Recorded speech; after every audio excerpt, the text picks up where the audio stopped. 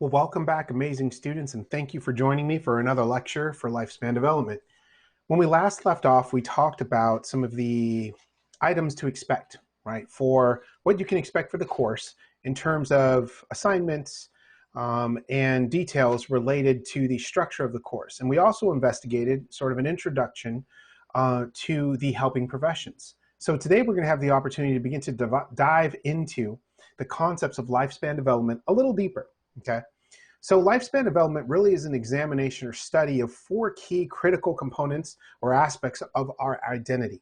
Lifespan development in particular will address the physical. So what we're going to discuss is how our physiology impacts our behavior. As we become older adults and our bodies begin to change and age, we will be presented with several opportunities for growth in other aspects of our identity and several challenges related to growth as well. So we'll explore that a little bit. In regards to cognitive development, we're going to talk about how the growth and change of our intellectual abilities impact our behavior. As our memory begins to either sharpen with age or decline with age, as our IQ, which sometimes used to be believed was a fixed state of being, as our IQ continues to evolve over our lifespan, how does that impact our behavior, the choices that we make, and what we choose to do or not do as adults? In terms of the psychological, we will explore how the characteristics that make us different from one another change over time and impact our behavior, right? And finally, we'll look at the social, how our interactions and relationships with others stay the same or change over a lifetime, impacting our behavior. When you leave CBU, some of you will have established relationships that will last a lifetime, and you will stay in contact with those individuals, and those relationships will always exist, but I guarantee they will not stay the same. Your interests as you age, as you develop, as you grow, and your life will begin to change, and your priorities will too. And oftentimes, as your priorities change, so do the relationships you have with others. And so we're going to explore that as well. Okay. What I'm going to ask you to do is also look for elements of all of these four discussion points in your interviews, because you're going to have the opportunity to hear from individuals who are wise and up there in their years and have therefore had life experiences that have dramatically impacted the way that they see the world. And you will see all of these notions of discussion points expressed in their interviews.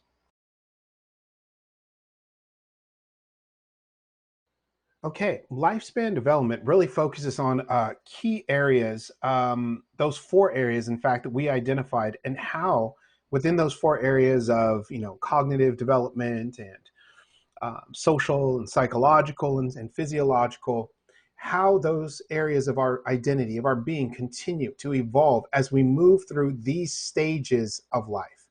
And so many of us think of our lifespan as simply being, infants, children, young adults, and then older adults, and then we die, right?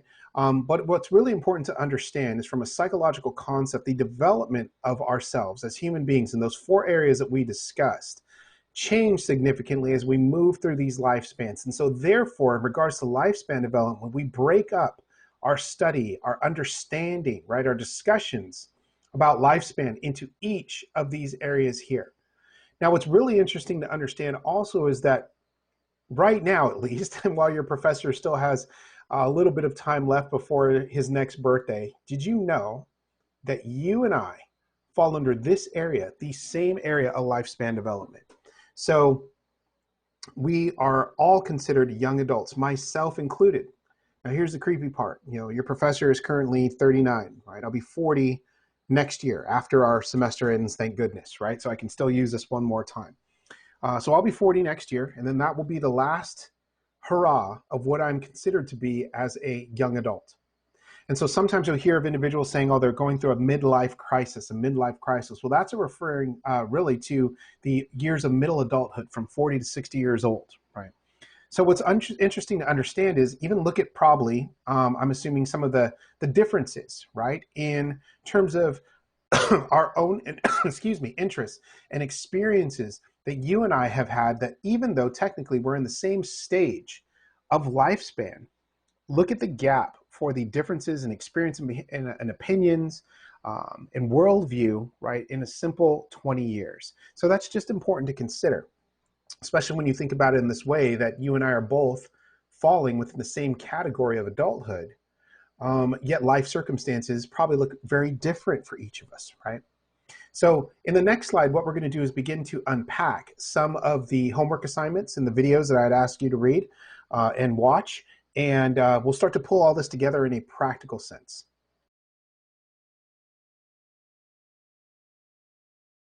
Okay, so for the next few slides, let's have a little fun, shall we? One of the things that I promised you is whatever I talk about in terms of a theoretical concept or more of a larger umbrella notion of our examination of lifespan development, I will promise to bring you back to what it means practically for our lives every day. Where do we see some of this theoretical framework playing out in our everyday lives, right? In other words, what does lifespan development have to do with me? And so what we're going to do is we're going to have some fun. These next few slides, we're going to engage in a couple of games, and I'm going to show you exactly why lifespan development matters so much for us. So, you know, some of you are asking, what was the whole point, right, in showing these films from last week? Why did you give me the homework, Dr. Mako? What does this have to do with anything, right? And so I want to ask you a question in return, just something to think about. What do you believe those behavioral scientists were attempting to do? What was the whole point of those experiments, those studies, right, that occurred in the past? So if you think about that for a second, all of these studies, though very different in nature, had something in common. All of them were attempting to understand, okay, why human beings behaved in a certain setting.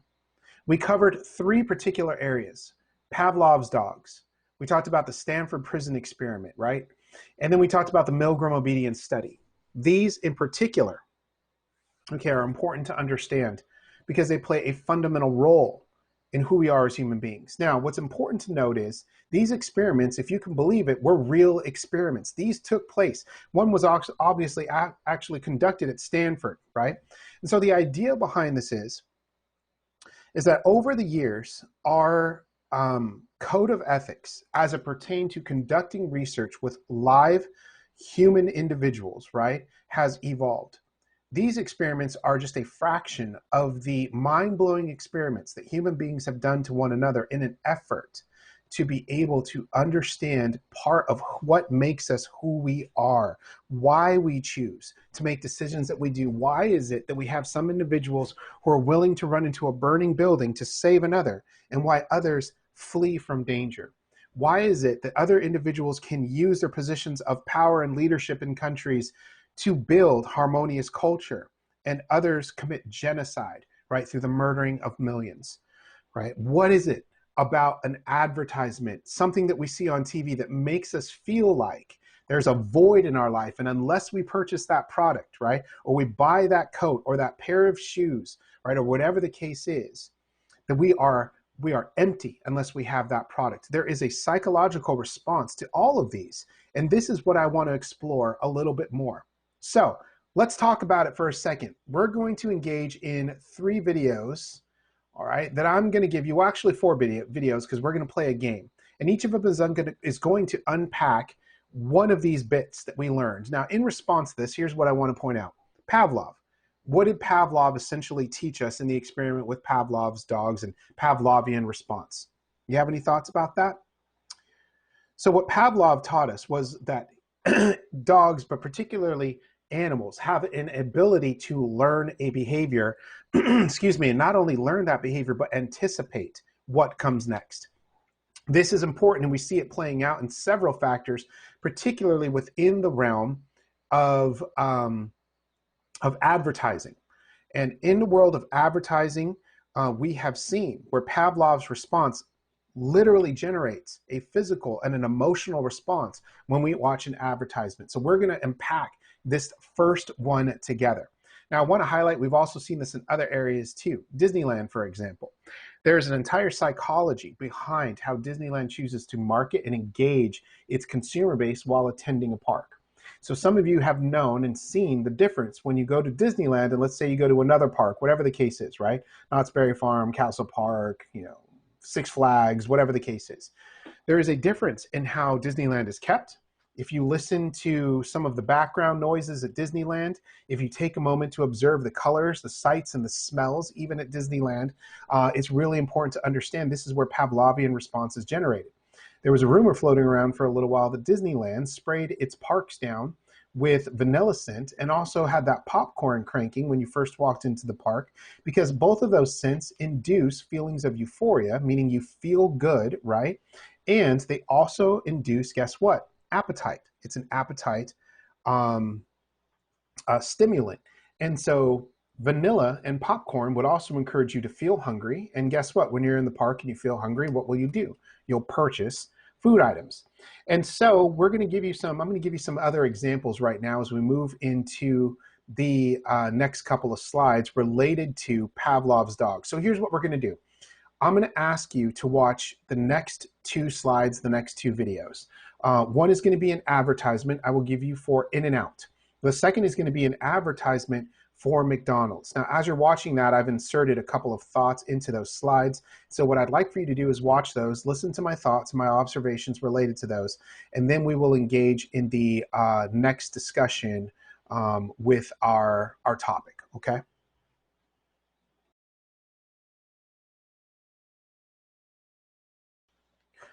Let's watch this first video on In-N-Out, and I'd like to do two things covering Pavlovian response. As you're watching the video, think about some of the feelings, the emotions that you have when watching the video. The second thing I'm going to ask you to do is tune into any physiological responses, any body responses that you may have, okay, while watching this particular ad.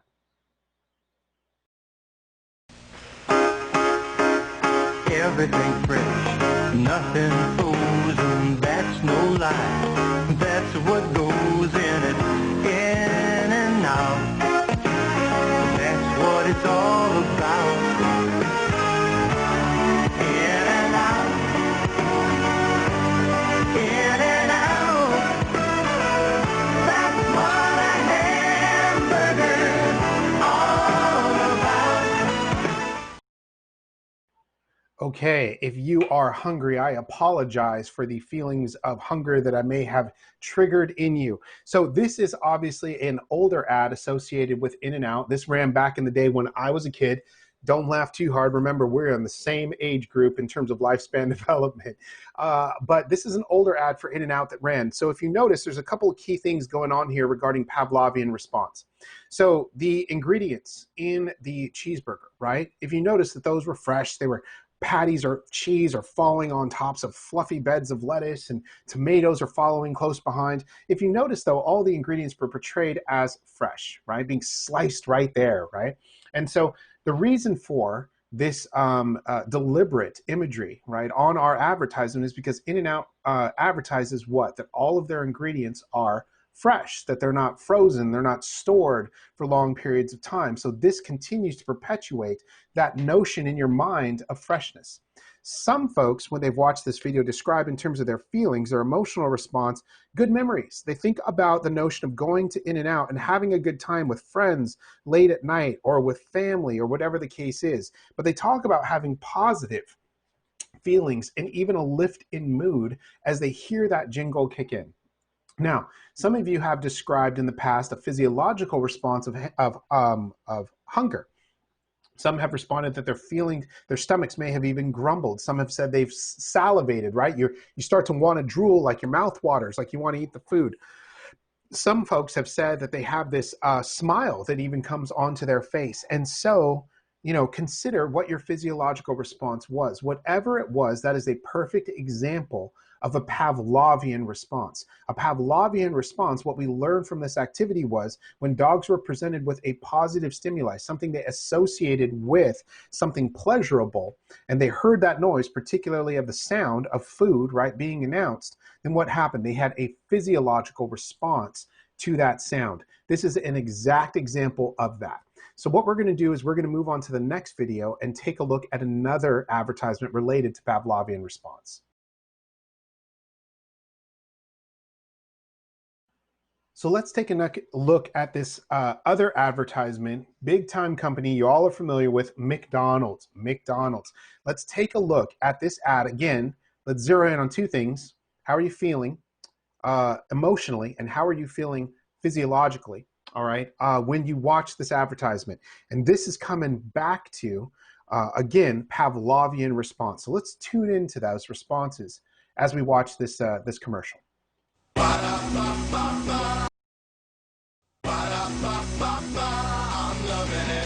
Getting up early has its rewards, like the great taste of a McDonald's breakfast platter. Choose the delicious platter that fits your appetite at McDonald's in the morning.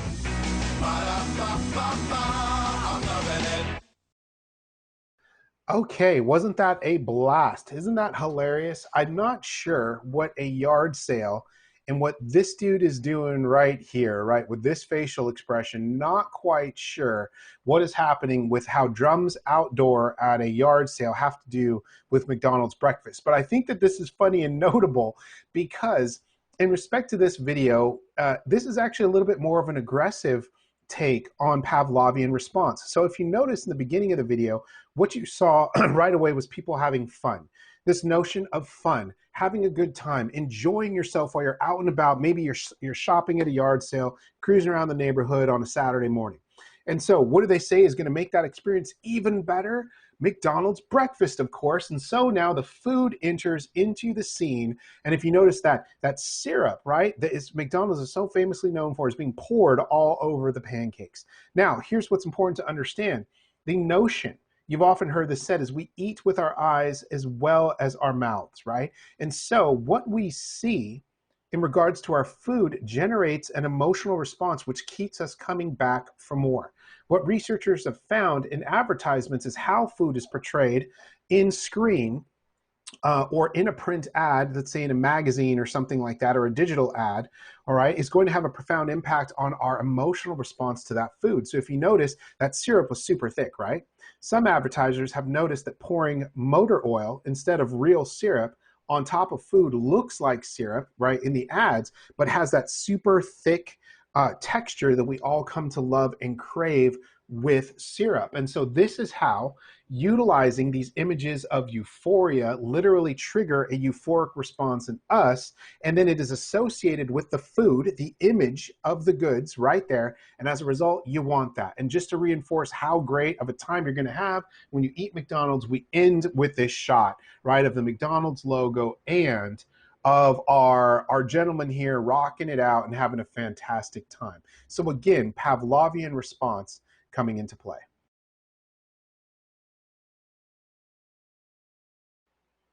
Okay, one final activity for you all that I want to break us into a little bit of fun with is to now take a moment and let's listen to some jingles. And what we're going to do is we're going to play a game.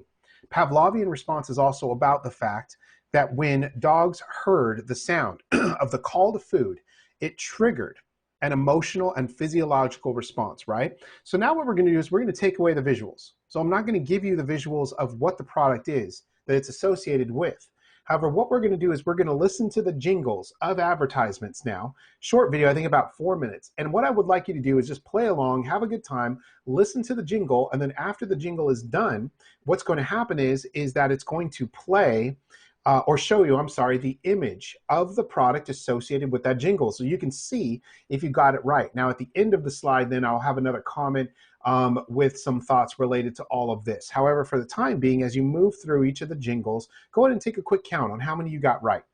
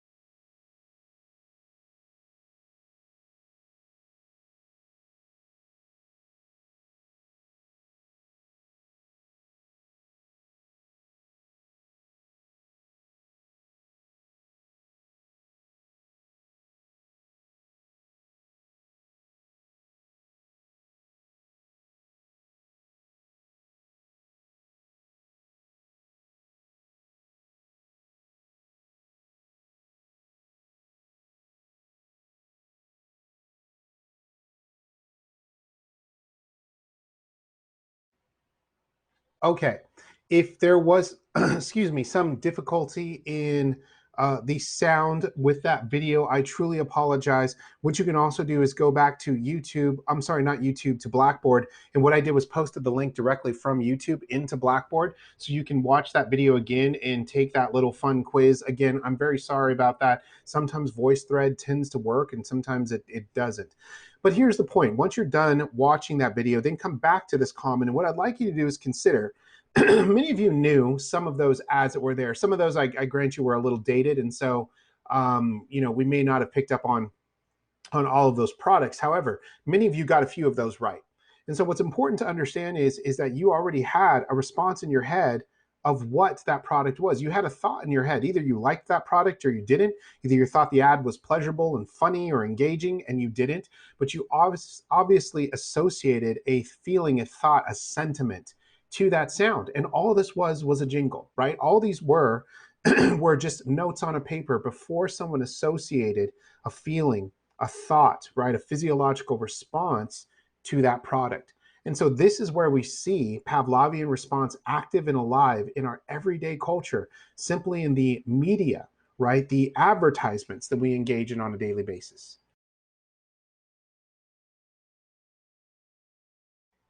Okay, so here's what we're going to do before we engage in this video here to highlight a couple more points from the homework assignment that I had given you at the end of last week. Is we are going to cover two more concepts that are really important to discuss, and then we will move into this arena. So let me go back a couple of slides to here.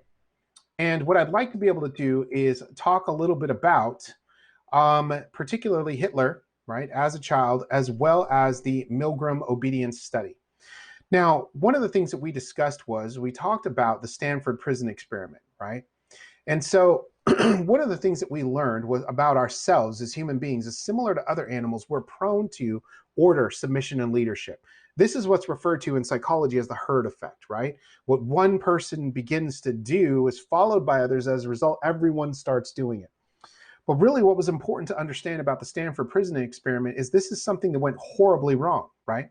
This is where individuals, everyday people, volunteered for a study, showed up, and those that played the role of the prison guards began to treat the volunteer prisoners who had not committed a crime differently as a result of their title of who they were. And even though this was just an experiment, right, with volunteers, it had to be stopped because it was getting so out of order.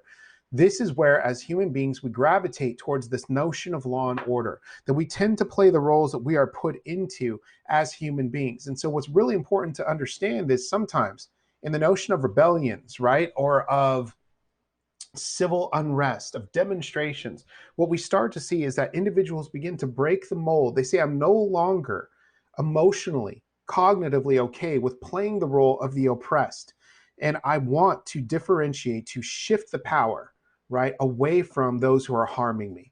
And so what's really important to understand is this was a strong example of what was occurring in Nazi Germany in World War II, where individuals followed the Nazi party. They didn't necessarily agree with the ideology of what Hitler was saying, but they followed Hitler because he had a military, because he had a flag, because he had a salute, right? Because he had uniforms. And sometimes what individuals do is we make really bad choices because of this perceived notion of who is in power, right? Milgram obedience study. Think about this for a second. In this study, individuals were shocking. What thought they were doing was electrocuting, shocking another individual who they had never met before in their entire life. And even when they were told, they even said to the researcher, I don't want to do this. I want to stop. What did they do? They did it anyway, simply because someone who they viewed in a position of power told them, you have to. There was nothing making them continue to push that button, but they chose to, regardless of that situation. And so where does that come from? Well, I want to give you a really nice example of how lifespan development deeply impacts not only the individual, but what happens to when an individual moves to a position of power, such as Adolf Hitler. And so what I'd like to do is examine, right, Adolf Hitler's childhood and see how this played out in terms of him setting the stage for who he was as a person, which led to the genocide of 6 million individuals, right? So here we are, and we will go ahead and dive into our video. Look at this baby. So gentle, so innocent. You'd think this child would grow up to become a good man, an honest man. Well, think again. Hitler was born Adolphus Hitler in 1889 in a small town in Austria-Hungary. His father, Alois Schicklgruber, was born out of wedlock, but eventually changed his name to that of his stepfather, becoming Alois Hitler. Alois was a mid-level Austrian customs officer, not really rolling in cash, but certainly rolling in women. He married a rich, older lady, but then immediately started having affairs, including one with a much younger house servant. A few years later, he left his sick wife to be with his mistress, but since the Catholic Church didn't allow divorce at the time, he couldn't marry her. So he waited for his old wife to die and had a child in the meantime. Then his wife died, so he married his mistress and had another child, but then his new wife got sick, so he employed his much younger cousin Clara to take care of her. Then when his new wife died, he immediately got Clara, his cousin, pregnant, and then married her. In that order, you rock star. Clara and Alois had 3 children together, who all tragically died while in infancy. So when the 4th child, Adolf, came along, Clara spoiled him rotten. The Hitlers had 2 more kids, and the family moved around a few times, meaning Adolf had to attend 5 different elementary schools. Adolf's father was strict, quick to anger, and took most of it out on the eldest son until he had enough and ran away at the age of 14, leaving 7-year-old Adolf to do most of the chores and get berated by his father. The result was a difficult relationship with his dad while he was super attached to his mother, who worried over him and his health excessively. Hitler did well in school at first. His grades were good and his teachers praised him. He was popular with the other kids and enjoyed gathering them together to play war games. He also loved reading and particularly liked stories about cowboys and Indians. As he grew older though, he started to get into trouble.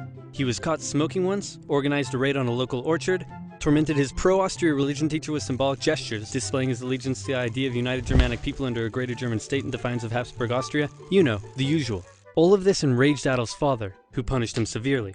The area of Austria-Hungary that Hitler lived in was once part of the German Confederation, and many of the people who lived there considered themselves to be German. Adolf tended to just go against whatever his father said, and since his father was an Austrian public official, Hitler got big into German nationalism. This enraged Adolf's father, who punished him severely. Around this time, a family tragedy struck. His 6-year-old brother, whom he loved a lot, died of measles when Adolf was 10, and was buried in the cemetery just across from their home.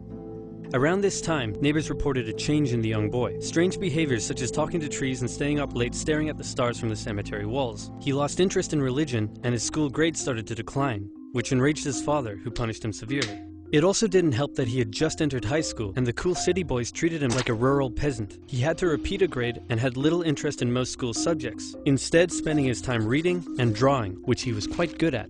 One day his father said, "Son, someday you'll be a big-balls public official like me."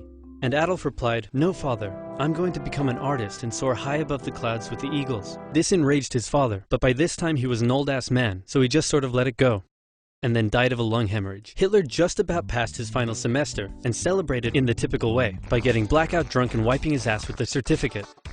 However, he didn't take the overall final school exam, instead just dropping out. The now 16-year-old boy was unemployed, without much purpose in life, and for the next 3 years he stayed that way. He spent most of his time at the opera with his only friend, August Kubizek. Kubizek later wrote his memories of the young Hitler, and said he was passionately interested in many things, felt he was in many ways better than others his age, was quick to anger just like his father, and an incredible speaker once he was ranting. When he was 18, he said a very sad goodbye to his mother and went to Vienna to take the entrance exam for art school. He failed. Soon after, he had to return home. His mother was sick, and her health was rapidly deteriorating. Hitler stayed by her side, and when she eventually died, the family doctor said he had never seen someone so overwhelmed with grief as Hitler was. Then Hitler returned to Vienna, still hoping to find a career in the arts, but he never did. Instead, without parental support, Hitler ended up on the streets. Now in his early 20s, he spent a few rough years living in and out of homeless shelters, making what little he could from selling postcards he painted. It's hard to pinpoint exactly when and how Hitler's extreme ideological beliefs formed, but his time in Vienna would have certainly played a role. Anti-Semitism was widespread in the city. The mayor, whom Hitler supported, was an outspoken anti-Semite. There were many right-wing, anti-Semitic newsletters, which Hitler took a keen interest in. He bought into the conspiracy theories, and became a firm believer in the idea that there are many races in constant struggle with one another, the purest of which were the German Aryan people, and the worst of which, he believed, were Jews. Since Austria-Hungary was a multi-ethnic empire full of lesser races, Hitler wasn't a fan. So when he was 24, he moved to Munich in Germany to avoid doing military service, and for one more year he was a drifter on the streets, until something huge happened. In 1914, long-standing tensions in Europe erupted into the First World War. Crowds across Europe celebrated the news. Within days, Hitler volunteered for the German army. The war gave him a purpose in life. His fellow soldiers gave him friendship and brotherhood. Despite the horrors of war, Hitler considered it to be the best time of his life. He was reportedly a brave soldier and was awarded the Iron Cross, first class. He was also very lucky and had many close encounters with death. His luck ran out in 1916, however, when an artillery shell injured his leg. He went back to Germany to recover and was outraged to find a general apathetic anti-war attitude among the exhausted and hungry German populace. With the war turning against Germany, he returned to the front lines, but was temporarily blinded by a British gas attack in 1918. A month later, still recovering in hospital, Hitler learned of Germany's defeat and surrender. The terms of the peace treaty were tough on Germany. It had to pay a lot of money and lose a lot of soldiers. These conditions weakened Germany and humiliated the German people. Europe's borders changed after the war too. New countries were formed out of Russia's lost territory, Austria-Hungary was dissolved, and there was one big new country splitting Germany into two. Hitler, seeing the country he loved humiliated like this, said that hatred grew in him for those responsible, by which he meant communists and Jews, who he believed had stabbed Germany in the back by spreading dissent and anti-war propaganda back home.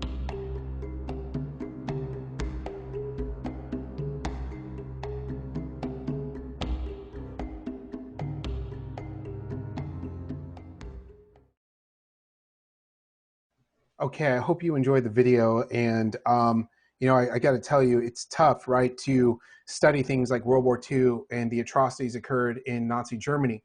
But I try to find videos that are a little engaging in this process, and so I hope that you learned something about Hitler's childhood, because I'm going to bring it back to lifespan development. So, a couple of things that we critically saw that we learned about Hitler in his youth.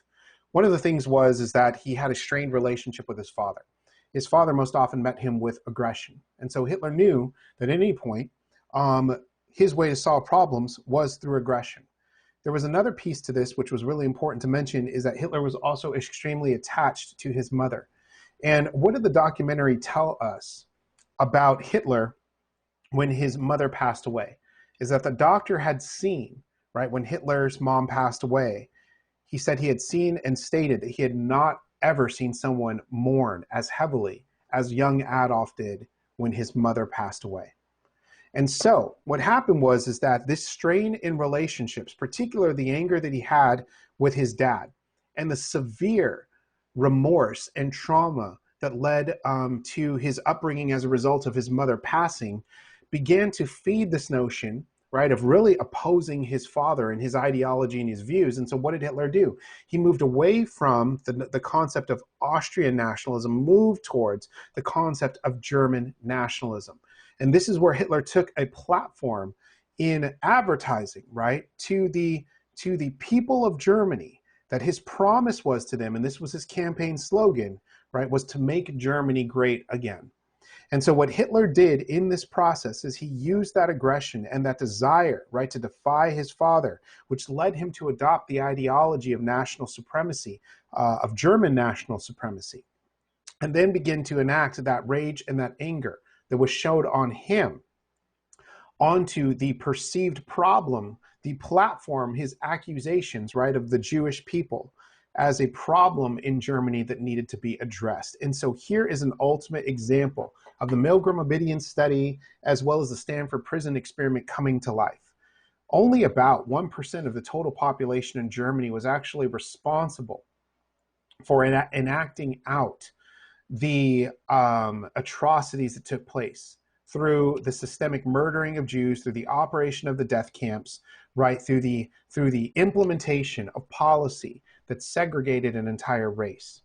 The problem was Hitler was allowed to continue to do what he did for as many years as he did, because there were many good German people who stood quiet, right? Many individuals, like what we saw in the experiments, were willing to allow an atrocity to take place even at their own hands, because they were too afraid to tell someone in an authority position no.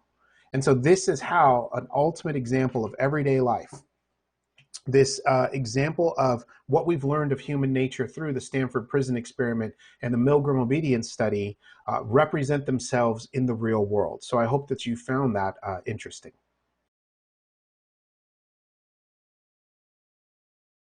Okay, so we are approaching the end of our lecture. We're in the beginning of the downhill journey towards the end of this lecture today. I hope you found the content entertaining and also informative. That's my goal, right? To engage us, to have a good time in our learning process. So what I want to talk about now is this notion of nature versus nurture. Nature versus nurture, as many of you know, in basic psychological circles, our foundation of psychology, what we know is that there's this constant understanding or seek to understand how we as human beings are influenced by nature. Influenced by nature meaning how we were born, our genetics, right? Our genetic code that was inherited from our parents. How does that play out in the decisions that we make in life, as well as the notion of nurture, our environment, our society? How much of us is us being us because of the genes that we have been given from birth, and how much of us is us based on the influences and experiences that we have had at the hands of society? And so here's what I want to do to highlight nature versus nurture. Within all of us, there's a drive of three basic behaviors. Many of you have probably heard this in your introduction to psychology classes, so I won't spend too much time on this. It used to only really cover two, but there was a third recently added to our discussion, and that's the notion of fight, flight, or freeze. Sometimes you've heard it referred to as fight or flight.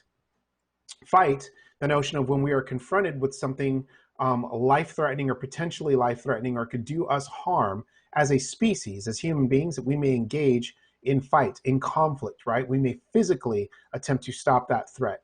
Flight may be that we engage in an act of attempting to survive by fleeing the threat, right? By running away from the threat. And then we added a third because we realized about human nature, like situations, awful situations of combat, right?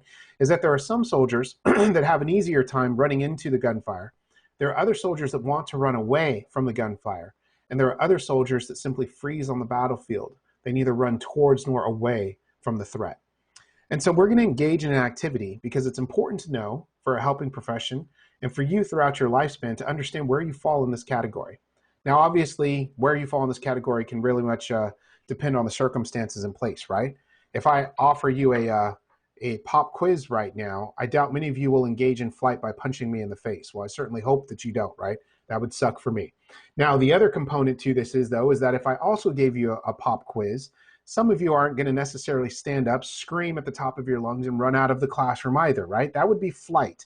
Now, obviously, the threat needs to be serious, right?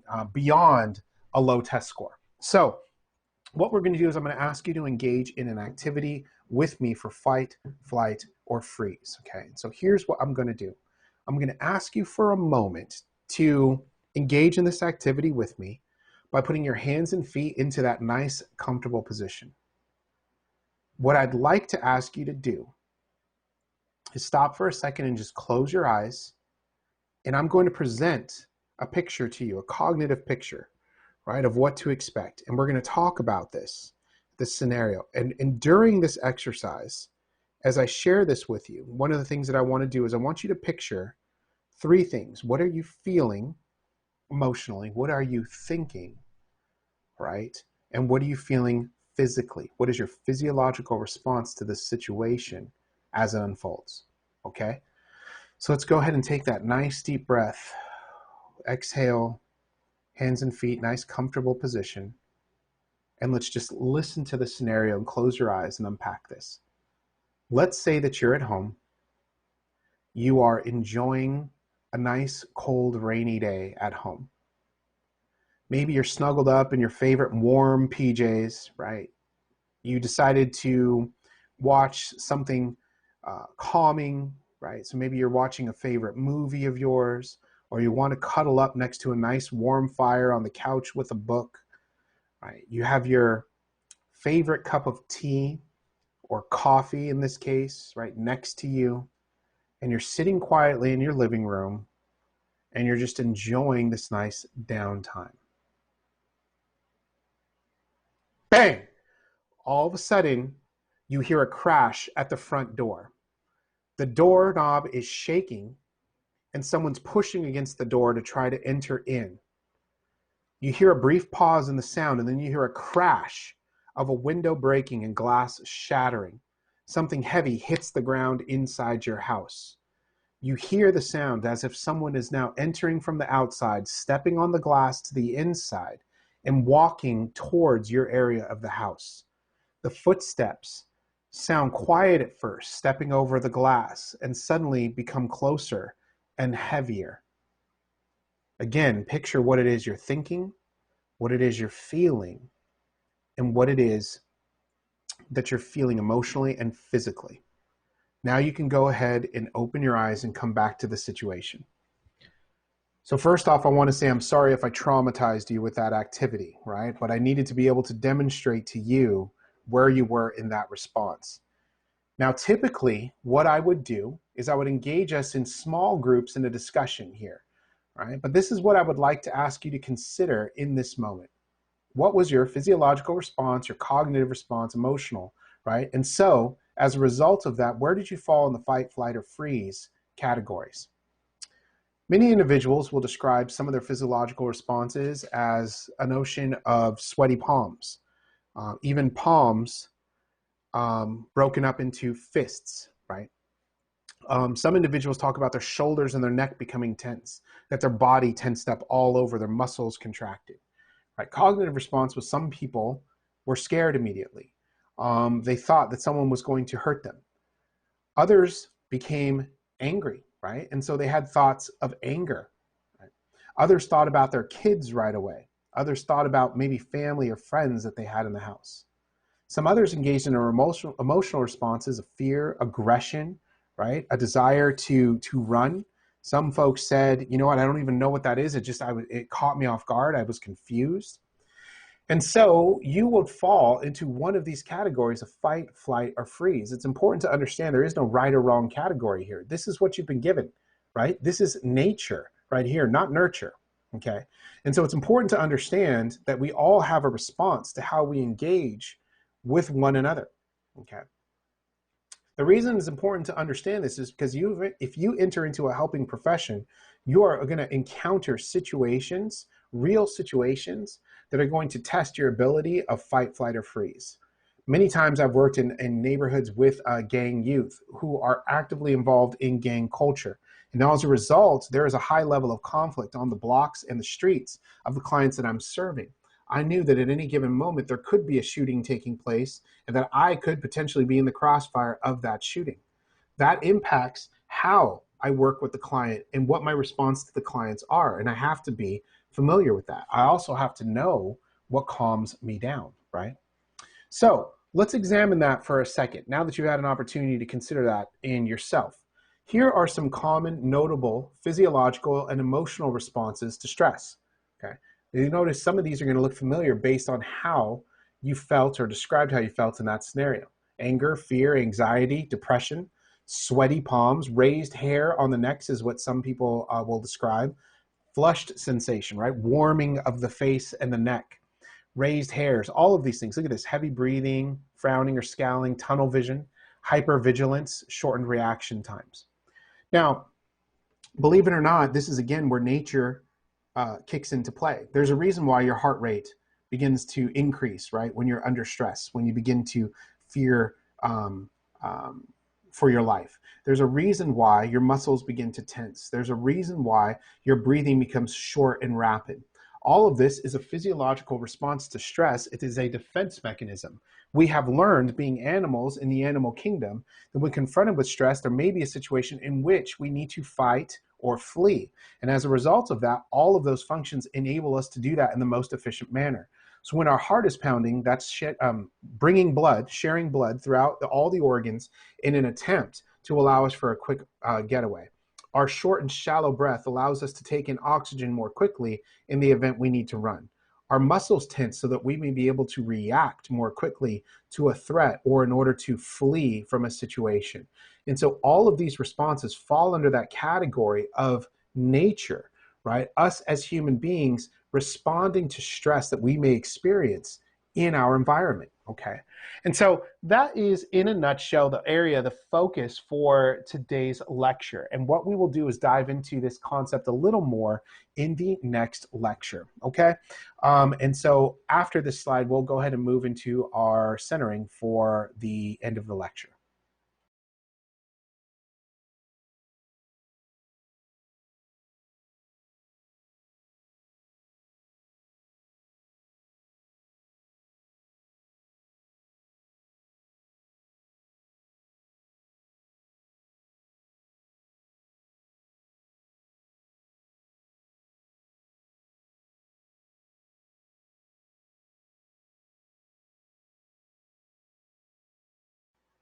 Okay, and as we wind down this lesson, this lecture for today, I want to say thank you once again. Thank you so much for sticking with the lecture and engaging in today's lesson.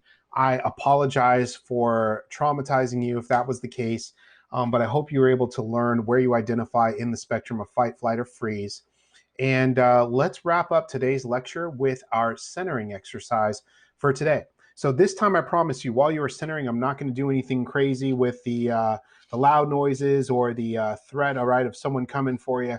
I apologize for that, but I promise you I will not do that when we're centering. So here's what we're going to do. Our scripture verse for today and our word to guide our centering have a theme, right? And so the scripture verse from Matthew says, "And truly, I say to you, unless you turn and become like children, you will never enter the kingdom of heaven." And our focus word for today will be humility. So what I'm going to ask you to do is consider in a quiet place, with God present, right now in the room with you, how is God speaking into you? This notion of unless you turn and become like children, you will never enter the kingdom of heaven. How is God speaking into your heart, into your soul right now about what humility means for you in your life? And so let's go ahead and make sure our hands and feet are in a nice comfortable position. Let's put our thoughts out of our head, right? I know that it's been a busy couple of weeks. I know that you have a lot on your plate and your head might be spinning, right, from where you are at this point in the term. But I want you to know that God's present with you. He's present with you right now, and he's present with you as you move forward throughout your day. So let's just connect with him for 2 brief minutes. Go ahead and take that nice deep breath. Close your eyes, and I will be back in 2 minutes.